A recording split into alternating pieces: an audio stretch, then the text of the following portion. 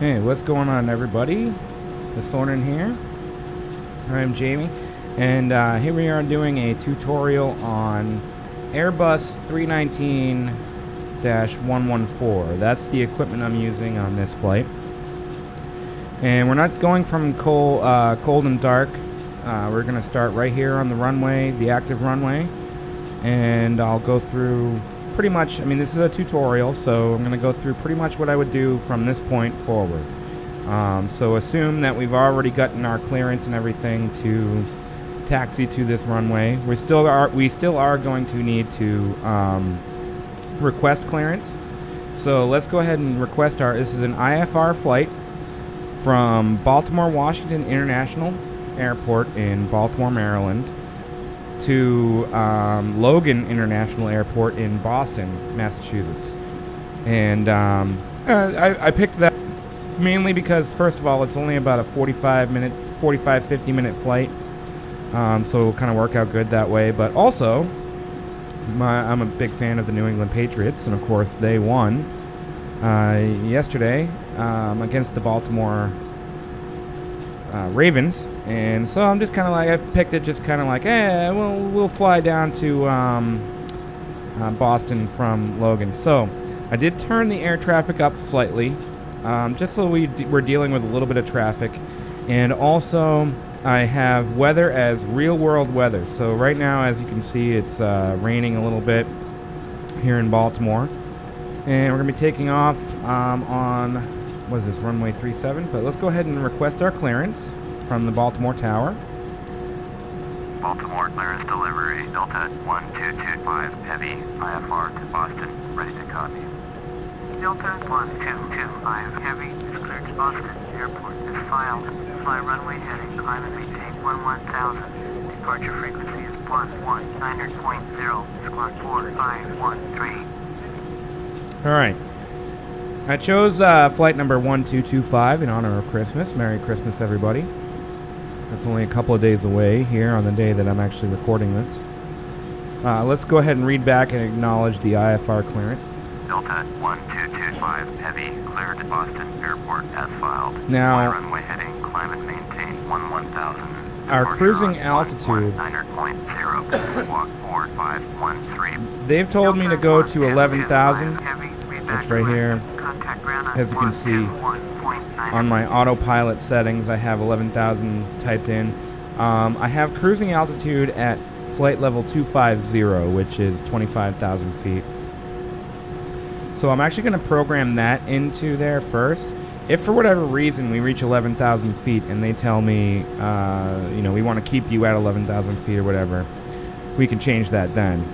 But we'll put in 25,000 feet now. And we're in an Airbus. As I said, it's an Airbus 319 with Delta logos on it. And the reason why I'm doing that is actually I've gotten a couple of comments from the CEO of Delta Virtual Airlines. So and they wanted to do my videos for training purposes for their virtual airline pilots. So it's a Delta flight. Now the only thing is for whatever reason when I downloaded this particular plane, it did not have anything for all of the like exterior lights and whatnot. So you're gonna see that the exterior lights are actually off, even though I'm gonna go through the process of how to turn them on and everything. But we're gonna not switch our speed on yet. We are gonna turn the auto throttle on, which is right here. We have 25,000 feet entered in, and the altitude indicator is switched to on. I usually keep my vertical speed at about 1,500 feet per minute, and we're going to hit F7 once to move our flaps down slightly so that we can take off. Now, I don't need to taxi, but you still have to request the taxi clearance, so I'm going to go ahead and request our taxi for IFR right now. Ground, Delta 1225 Heavy with Whiskey, ready to taxi IFR. Delta 1225 Heavy, taxi to and hold short of runway 33 left using taxiway, runway 15 right, contact tower on 119.4 when ready. Now we're on flight, runway 33 left right now. So we don't have to worry about that. We don't have to worry about taxi. Runway 33. But you still got to go through the process. So runway 15 right. Delta 1225 heavy. So we're at runway 33 left. So at this point, all we have to do is request clearance for takeoff. Now, you just saw I changed my heading to 336, which is the current heading that we're on right now. They did tell us to fly the runway heading. So once we are aloft and airborne, we will switch on our autopilot, which will then keep our heading at 336. So our heading indicator is selected on, autopilot's off right now. So none of this will actually go into effect until after we're airborne and we hit Z, which turns on our autopilot. We'll also turn on, the auto throttle's on, we will turn on our speed indicator once we are aloft as well. And in this particular aircraft, and in all aircraft really, when you're flying up to 10,000 feet, you want to keep it around 250. You don't really want to exceed 250 knots. Then once you hit 10,000 feet, you can speed up from there. So in this particular aircraft, that's what we're going to do. I put it on 260 because it's such a heavy aircraft. We're actually going in a heavy mode, and that's that. So let's go ahead and request our... Oh, actually, before we request our takeoff clearance, we'll go into the overhead panel. Actually, this isn't the overhead panel. This is landing gear, auto brake, and we'll turn on anti-skid, so we don't have to worry about that. And Shift F5 brings up the overhead. Now, these offs right here wouldn't really happen in real life. They would all be on, but they're off right now due to the fact that this particular plane, for whatever reason, the lights don't really matter. We'll turn off our taxi lights, but all the other lights we have to turn on. Wing lights, rotating beacon, nav and loco. We'll turn on our instrument panel lights, and we'll turn on the seatbelt lights and non-smoking lights as well. We're ready for takeoff, so let's go ahead and request takeoff clearance from the IFR Baltimore Tower. Baltimore Tower, Delta 1225 heavy at runway 33 left, ready for takeoff, IFR to Boston. Delta 1225 heavy, cleared for takeoff, runway 33 left. One other thing, we'll acknowledge our takeoff clearance. Cleared for takeoff, runway 33 left, Delta 1225 heavy. One other thing, we're going to switch this to GPS. This is going to be a GPS flight at flight level 250. We are ready to go, and we've already requested our clearance, and all of our settings are all set. So at this point, we're going to throttle up to max, release the parking brakes, and Delta Flight 1225 from Baltimore to Boston is underway. We'll pull up our primary flight display here. If it works. I guess it's not going to work. There we go. I don't know why it didn't work the first time. And we're approaching rotation speed, which is about 140 knots or so. So we're going to pull back on the yoke slightly. So as soon as we hit that rotation speed, you'll see the aircraft start to lift off. There we go. We're now airborne. We hit Z and G. Z turns on the autopilot, and G pulls up the gear. Go back into this mode right here. We'll select our speed indicator. We'll hit F6 to now be at 0 flaps. And we're airborne. Delta 1225 heavy. Contact Takeoff departure on 119.0. Alright, we're going to switch over to 119er. 1225 heavy. We are airborne, and they are probably going to give us a turn Delta 1225 here in a moment. Just climbing through 1,100 for 1000. Delta 1225 heavy. Comet departure. Roger. Altimeter 30. Okay, so the altimeter is 3002, so we're going to hit B to switch that to 3002. They're telling us to move to 065 and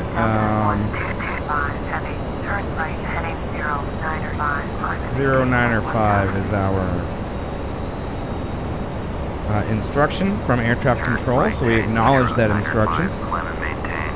And we have typed in 095 into the settings here on the autopilot. So as you can see, we are now turning. around a little bit. I do have the scenery turned up a little bit, so it might be just a smidge choppy, plus the weather as well. But we are airborne, and as you can see by our primary flight display, we're now currently at 2,000, just about 2,900, and we're locked in at about 260 knots. So we're good with our speed. We're just about approaching 095 for our heading, and we'll be climbing up to 11,000. And from there, we will actually also be climbing up to flight level 250 as well. So I have 250 in there. If for whatever reason we get to 11,000 and they say, no, we want you to stay at 11,000, or they give us a different instruction, we can change that. Excuse me, just coughed a little bit there. So we're already aloft. We'll pull up our GPS display here. You can see this purple line here is our direction of travel, heading towards Boston from BWI. As we come up closer to it, we'll get the instruction to proceed on course, and they'll give us a course heading, of course, but since we're using GPS, all we need to do is hit the GPS lock button, or the nav lock button, on the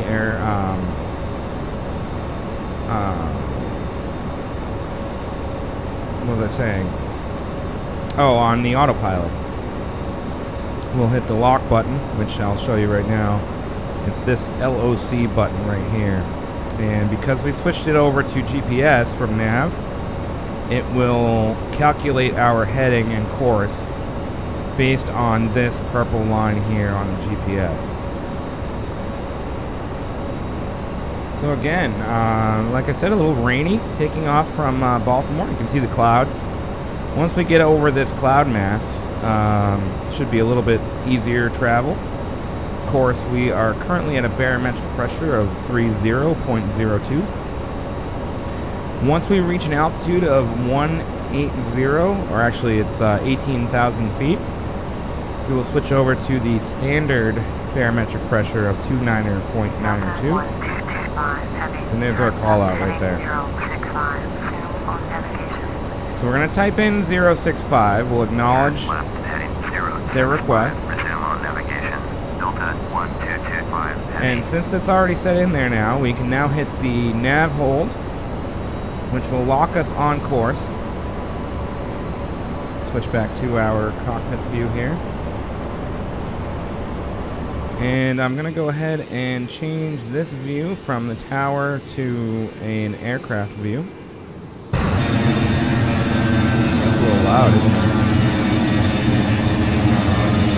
Actually, no, we'll do a lock spot view. So it's an Airbus A319-114. Now we do have, I do have traffic turned on. So as you can see, off to my about 10 o'clock, maybe 11 o'clock, I've got a Grand Caravan over there, and it's actually, it's kind of blocked off right now, but that's the only traffic we're dealing with at the moment. And that's pretty much it. Now we're approaching 10,000 feet, so we're going to hit the gas a little bit. We're going to put it up to 295 for our speed. Speed up a little bit. It's going to help us cruise up to our cruising altitude of flight level 250. And that's that. I mean, we are aloft. We're now lining up with this purple line. And with air traffic control, you always want to follow all of their instructions. They're now instructing me to contact Washington Center on 132.525, so we acknowledge that.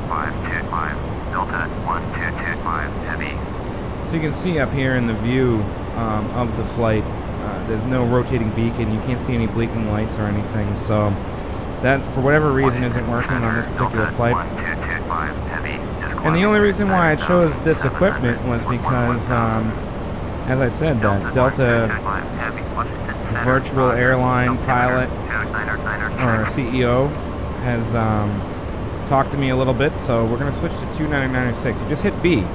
All you do is hit B. Every time they give you a new altimeter setting, you hit B, and it will automatically tune Air Force 8330 Heavy. Contact the mercury center on 132.55.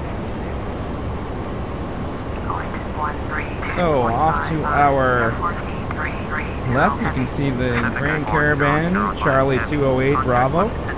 It's about 4 nautical miles out at a flight level 13,000 feet. We're just, you know, keeping an eye on them, making sure we're nowhere near them. And there we go. We've reached 11,000 feet. They've told us to now increase our altitude and maintain flight level 250, which is 25,000 feet. So at this point now, all we're waiting for is to approach 18,000 feet, and we'll be fine there. Now, we're at 295 on our speed hold switch here. Our cruising speed is roughly about 330 knots. So we'll type that in once we're getting close to flight level 250. And as we do that, you're going to see you hit Shift 3 to pull up your Garmin GPS system here. Now we're right on the money as far as our attitude and direction towards Boston. You can see we're flying over what looks to be the Chesapeake Bay. I think that's the Chesapeake Bay. I'm going to really zoom it out here and see where we're located. Okay, no, I'm sorry. We're heading over towards Philly right now, Philadelphia. That's KPHL right here. And, you know, like I said, we're in an attitude right now heading straight towards Boston, so... And then, of course, once we get into the Boston airspace or nearby, air traffic control will call up with instructions as far as lining us up for a particular runway. And that's all based on weather, traffic, and what have you. But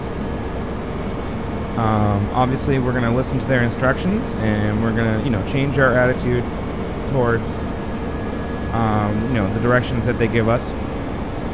And then once we reach the like final approach and all of that stuff, which I'll give you guys instructions on how that'll work. Oh, which by the way, we're over 10,000 feet, so we can turn off our landing lights, and we won't turn off the seatbelt lights until we reach our cruising altitude. That's pretty much it. I took off at 2:59 p.m. local time, 14:59 local time. And we're not crossing over any like timelines or zip or what is it? Washington Center, local freeways 7558 with you. Local freeways Time zones. 7558. We're not crossing over any time zones, so it's going to be the same time no matter what. But that's it's winter time.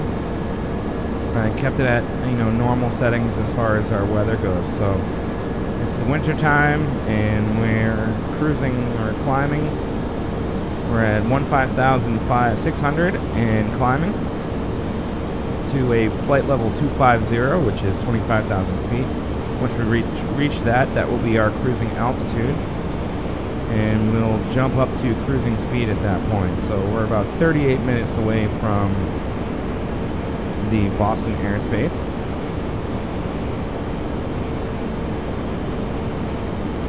And that's pretty much it. I mean, at this point, you can play around with the settings as far as, you know, the view settings and whatnot. I like to have this little window here in the top left. I put it as the nearest tower view until we get to, you know, until we're aloft. And then I'll put it as a lock spot view. So, you can change that around a little bit. That is loud, huh? We can kind of see our surroundings a little better. Delta Flight 1225 from Baltimore, Maryland to Boston, Massachusetts. And the equipment we're using, as I mentioned earlier, is an Airbus A319-114, and we're currently approaching standard altitude for barometric pressure. So we're gonna hit B as soon as this crosses over flight level 180. I'm gonna hit B, which will move us to our standard barometric pressure of 29.902. And there we go. So now you can see it says standard there. We really don't need to worry about this now. Although, I guess, I don't know, I'll pull it back up, because once we approach like about 24,000 feet, I'm going to speed up to about 335 knots. 330 actually, I'll type in. And we'll go from there. So yeah, so as I said, I'm actually recording this 2 days before Christmas Day. So I want to wish everybody out there watching here on the Sorning channel a very Merry Christmas to you and yours, and a very Happy New Year as well. And I'm hoping that this is helpful for people who are airplane enthusiasts. Now, I've said it before in my other videos, my other aircraft videos, that I'm not a professional pilot. However, I am an airplane enthusiast. So please don't take anything I say here as dictum in the real world, because the last thing I would want is somebody sitting in an aircraft trying to land it or trying to do something in a real-life aircraft. You know, and then, I don't know, maybe they look up on YouTube and see my video and decide to try to translate it to real life. I don't want you to do that. But what I do want is people who are enthusiasts, aircraft enthusiasts, or even just, you know, engineering enthusiasts in general, just to know like the basics of how to do this. The virtual airline thing is really cool. I talked to the CEO there of Delta Virtual Airlines, and he was telling me about how basically they use, you know, real life itineraries for Delta Airlines, and pilots are able to, you know, they get like instruction on where they're going, and all they have to do is jump on Flight Simulator here and do the actual flight, and they can upload it via their little program to their website, and that's pretty much it. It's basically an enthusiast website, and it's really cool. And they want to use my videos as instructional videos for their newer pilots. And I hope I'm of some assistance to you. You know, like I said, I'm not a professional, but I know a lot about what I'm doing, so enough to try to give you some information on how to fly these particular aircraft on Flight Simulator X. So we're coming up on flight level 250. We're going to go ahead and bump this up to 330, which will be our cruising speed. And we already have our cruising altitude of flight level 250 typed in. Flaps are at 0. Vertical speed is 1,500 feet per minute. And we're 2,000 feet now away from flight level 250, which we will level off and speed up. I hope everybody enjoys these videos. Delta 1225 Heavy. Contact Washington Center on 124.775. 124.775. Delta 1225 Heavy. Now, you know, obviously, Washington Center, Delta 1225 Heavy is climbing through flight level 238 for flight level 250. Delta 1225 Heavy, Washington Center, roger. and now obviously the closer we are to cruising altitude, the less we're going to have to deal with traffic and all of those items. So really all you're doing at this point is you're waiting for air traffic control to switch you over to different frequencies, different air traffic controllers. So right now we're connected with Washington Center on 124.775. I'll pull up the radio stack here. I mentioned this in one of my last videos, that your comm, it will automatically change if you're doing an IFR flight and you're dealing with air traffic control. Every time it gives you the option to tune to a specific channel, it will automatically update your radio stack. So you can manually enter it, that's not a problem, but it will automatically update that, so you don't really have to worry about changing these frequencies and all that stuff. But I mean, we can do it on the next one if I feel like it, where we change the standby to the active for the new one, and that's how you do it. You just change these knobs here. The outer knob, you can see, changes to standby. You know, the outer knob is for the first 3 digits. The inner knob is for the final 3 digits.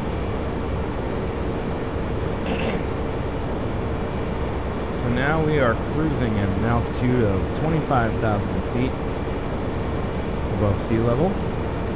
And if we pull up our GPS, we have already flown over the Philadelphia airspace, which is over here. And now we're going to be coming up over the New York airspace.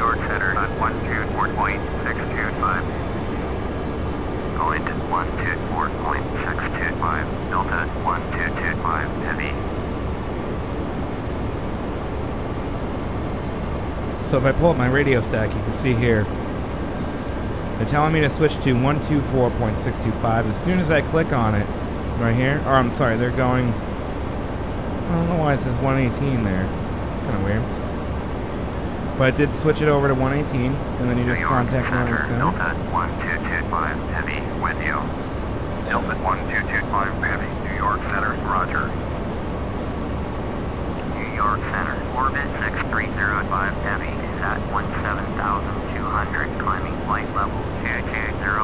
Orbit 6305 heavy, New York Center, roger. Delta So we're approaching New York airspace here. This is that center dot here is actually LaGuardia. And then off to the right will be JFK International. And we're about 22 minutes away from the Boston airspace. We're currently cruising at a ground speed of about 557 nautical miles per hour. And we are currently at a distance from Logan of 203 nautical miles. So if you look up here, I can show you a little bit better on the overhead, but this is what I'm going to be showing you here in a second, those little numbers there. If you pull up the information here, you see here on this overhead panel display, we're currently at about 565 knots ground speed,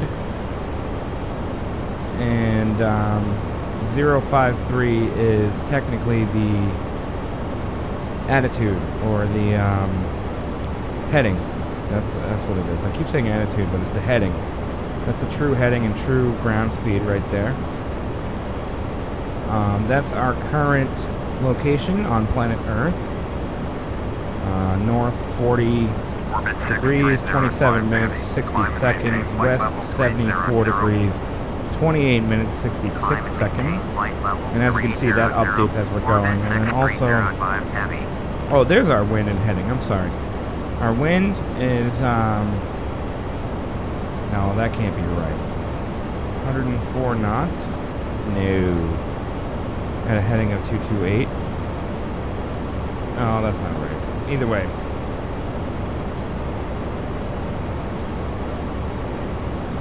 Alright.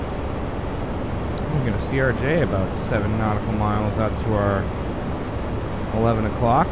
They look to be maybe coming into New York.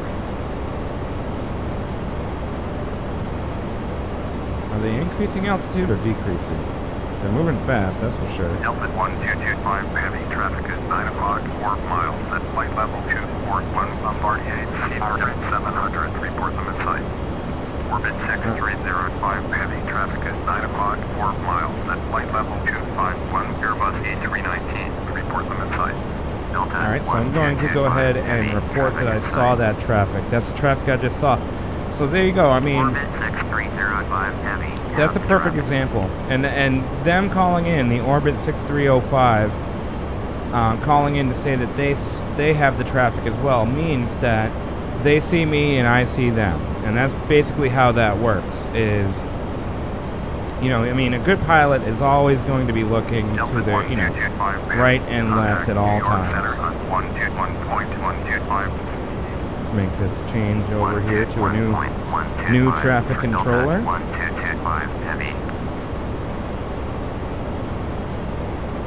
Tune over and contact New York Center.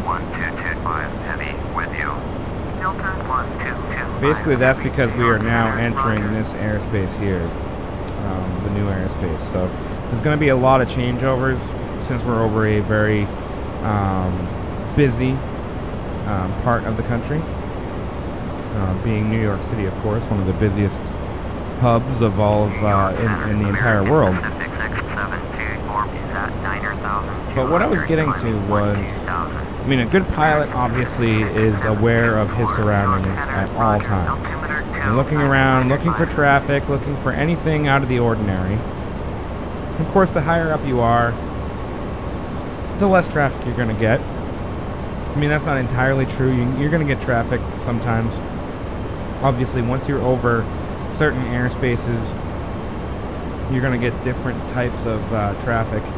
You know, some places have more general aviation traffic, other places have more airline traffic, and it's just a matter of basically keeping your eyes peeled. You never want to, you know, put yourself in danger in any way, so you're looking around to see if you're ever on any type of collision course with anybody or anything like that. But as you saw on the air traffic control, I'll scroll it up a little bit, I actually saw the traffic before they even called up to me.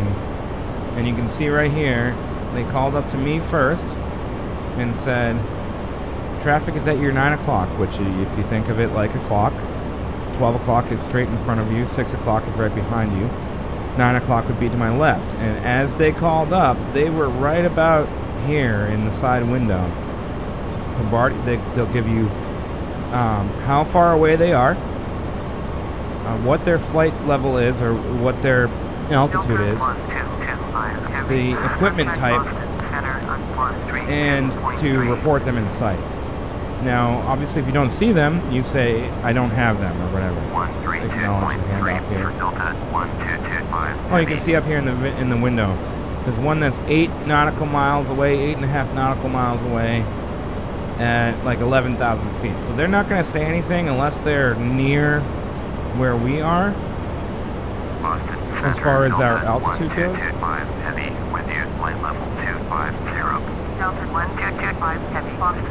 Alright, so what we're going to be doing is, once we come into the Boston airspace, which is about 15 minutes or so, they're going to call up to us, and they being air traffic control will call up to us, give us instructions on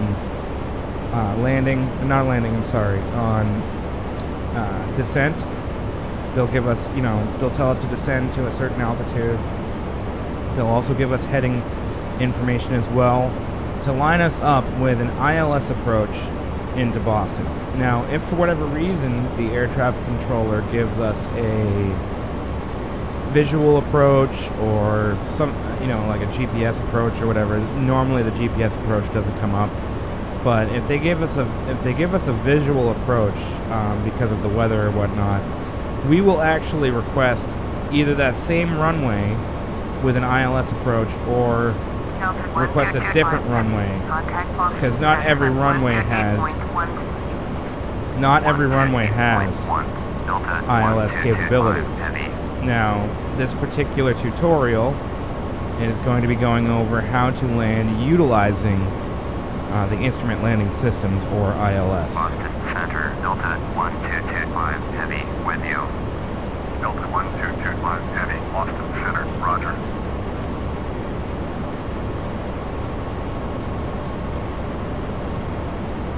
And And if you're in the virtual cockpit mode, in order to get your information about every airport, if you pull up the map, it will actually give you information about every airport. All you gotta do is click on it. And I will have to get that. And because of the way I'm recording, you're not going to be able to see me pulling up the actual map. But it's this little like star looking button. That's the map.